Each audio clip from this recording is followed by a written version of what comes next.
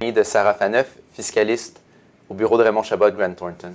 Sarah, le premier budget fédéral du gouvernement Trudeau nous a présenté quelques mesures pour l'entrepreneur et l'entreprise. Tu en as retenu une, laquelle? Une mesure qui va changer notre travail pour nous, c'est les modifications qui ont été apportées au transfert de police d'assurance-vie. Donc, au cours des dernières années, on l'a vu beaucoup, il était très avantageux pour un individu qui détenait une police d'assurance-vie de la transférer à une société de gestion, une société opérante, par exemple. Pourquoi? Parce que selon les règles fiscales en vigueur, on pouvait fiscalement transférer cette police d'assurance-vie-là à la valeur de rachat, donc souvent qui était assez minime, d'où on se retrouve avec soit pas d'impôt du tout ou très peu d'impôts. Et en contrepartie, l'individu pouvait aller chercher de sa société l'équivalent de la valeur marchande de la police d'assurance-vie.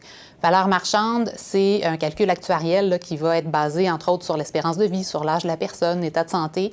Donc, quelqu'un qui avançait en âge pouvait aller chercher des montants très importants libres d'impôts. Au moment du décès, on le sait, le produit d'assurance-vie peut être encaissé par la société libre d'impôts et le montant peut être retourné à l'actionnaire, et on est après le décès, donc la succession, sous forme de ce qu'on appelle un dividende en capital, qui est un dividende libre d'impôts qui est reçu par les actionnaires. Il y avait donc un certain avantage à cette planification-là, trop apparemment, là, parce que le budget est venu modifier cette option de planification-là. Donc, dorénavant, les futurs transferts de police d'assurance-vie vont devoir être faits non plus à la valeur de rachat, mais à la valeur marchande. Donc, on vient d'éliminer un petit peu là, l'avantage fiscal qu'on avait. Donc, ça, c'est une chose, on est déjà déçus. L'autre déception qu'on a, c'est qu'on est venu en plus pénaliser les transferts passés.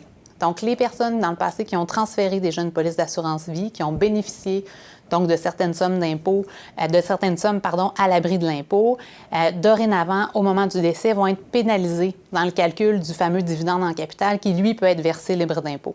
Donc, on vient oui, on allait chercher 2 fois des sommes libres d'impôt. Maintenant, on va venir pénaliser les gens, même si les transferts ont été faits dans le passé. Donc, il faut revoir nos planifications. Et on remonte combien de temps?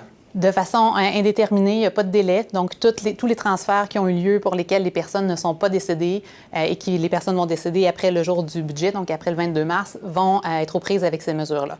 Donc, il faut se repencher sur la question. Merci, Sarah. Merci, Christian.